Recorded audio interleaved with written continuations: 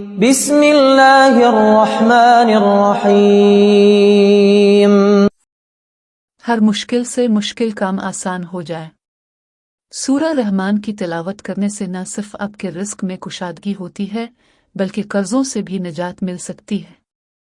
قرض سے نجات۔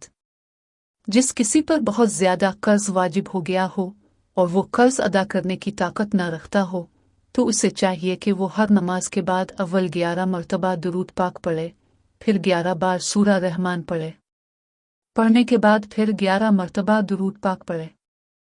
حق تعالیٰ نے چاہا تو غیب سے قرض کی ادائیگی کا سامان پیدا ہو جائے گا اور پریشانی جاتی رہے گی۔ غربت، تنگدستی اور افلاس دور کرنے کے لیے ہر جمعہ کو نماز عشاء پڑھ کر جائے نماز پر بیٹھے اور اول و آخر 11 بار درود پاک پڑھے، درمیان میں 10 مرتبہ سورہ رحمان پڑھے، پھر رب تعالیٰ سے دعا مانگے اور کسی سے بات چیت نہ کرے۔ حق تعالیٰ نے چاہا تو چند ہی دنوں میں اس پر خدا کا بے انتہا انعام و اکرام ہو جائے گا۔ دکان میں ترقی کے لیے باوضو حالت میں 7 مرتبہ سورہ رحمان شریف پڑھ کر اپنی دکان کے مال پر دم کریں۔ اللہ تعالیٰ نے چاہا تو دکان خوب چلے گی اور گاہک وافر مقدار میں دکان میں آئیں گے۔